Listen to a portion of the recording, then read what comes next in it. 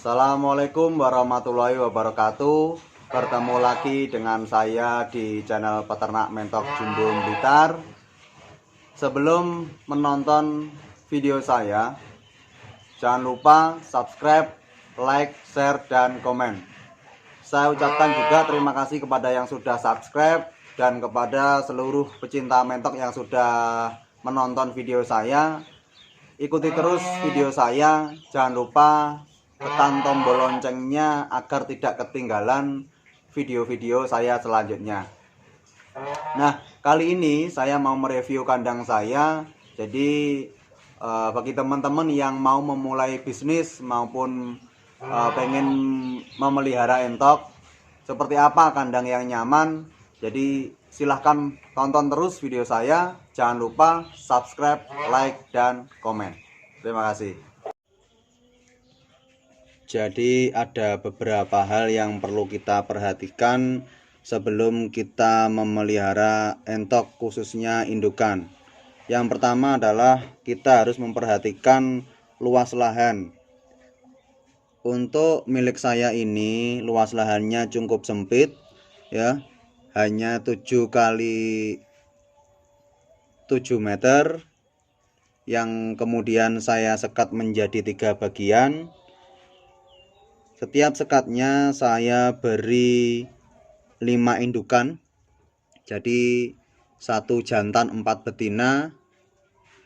Untuk luas dari satu sekat ini sekitar 7 meter kali 2 meter 20. Itu cukup untuk satu paket indukan. Jadi itu adalah yang pertama. Yang kedua, sekat pemisah di kandang saya model seperti itu. Jadi di atas renggang, yang bawah rapat. Maksudnya apa? Jadi maksudnya yang bawah saya rapatkan itu karena kita tahu sendiri bahwa pejantan satu dengan pejantan yang lainnya itu mudah tarung ya. Jadi ketika bertemu otomatis dia akan tarung untuk mempertahankan wilayahnya. Jadi nanti semisal itu dibuat terbuka, maka akan mengganggu pejantan yang lainnya ketika dia sedang membuai. Jadi saran saya, ketika membuat sekat kandang, apabila memiliki jumlah jantan lebih dari 1, maka yang bawah sekatnya pagar harus rapat. Selanjutnya, yang wajib ada dalam kandang indukan adalah petarangan. Jadi petarangan yang baik adalah petarangan yang kondisinya lembab, tidak terpapar sinar matahari langsung maupun tidak terkena air hujan. Hal yang perlu kita perhatikan dalam membuat petarangan adalah luas dari setiap petarangan itu sendiri. Jangan sampai terlalu sempit dan jangan sampai terlalu lebar atau luas. Kalau terlalu sempit kenapa? Jadi kalau terlalu sempit, karena indukan itu akan membolak-balikkan telur 1 kali 1 hari, maka ketika kondisi petarangannya sempit, maka resiko pecahnya telur semakin tinggi. Dan apabila terlalu luas, biasanya satu petarangan itu dihuni oleh 2 indukan. Nah, itu adalah poin ketiga. Untuk poin keempat, harus adanya kolam dalam setiap kandangnya. Banyak sekali alasannya. Alasan yang pertama adalah agar entok tidak mudah stres. Kedua, indukan yang sedang mengerami, ketika telurnya mau menetas, pasti indukan itu akan keluar dari petarangan, kemudian membasahi badannya, kemudian kembali ke pengeraman. Karena telur yang mau menetas itu membutuhkan kelembapan yang cukup tinggi. Dan fungsi kolam selanjutnya adalah cepat bisa menghilangkan stres pasca indukan selesai mengerami atau menetaskan telur-telurnya.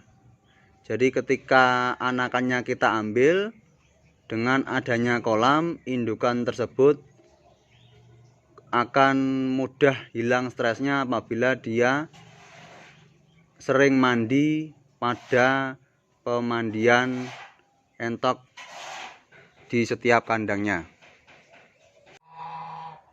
Ukuran kolam di kandang saya ini tidak terlalu besar, tetapi cukup untuk entok mandi.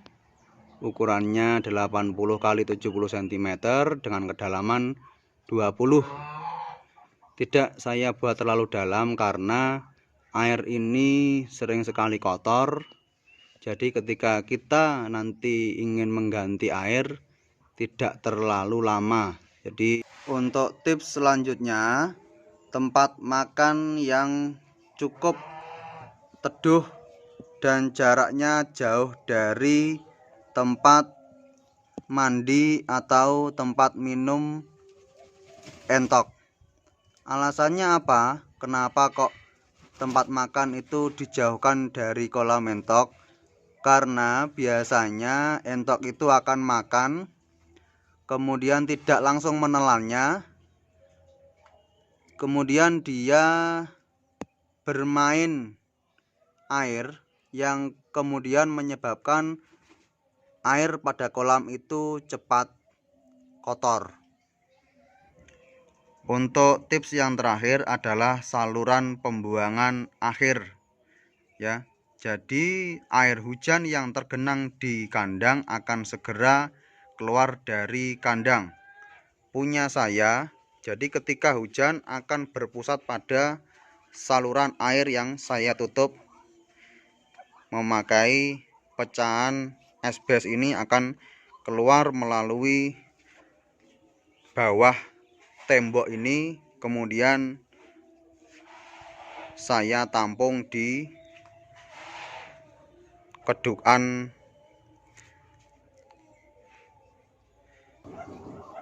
Itu tadi adalah beberapa tips dari kandang Ki Demang untuk para teman-teman yang mau belajar beternak mentok dengan luas kandang yang sempit tetapi produksi maksimal. Semangat ya. Jadi yang pertama yang perlu kita perhatikan adalah luas kandang. Jangan sampai kita mengisi kandang yang sempit dengan jumlah entok yang cukup banyak, karena itu akan memunculkan stres pada entok.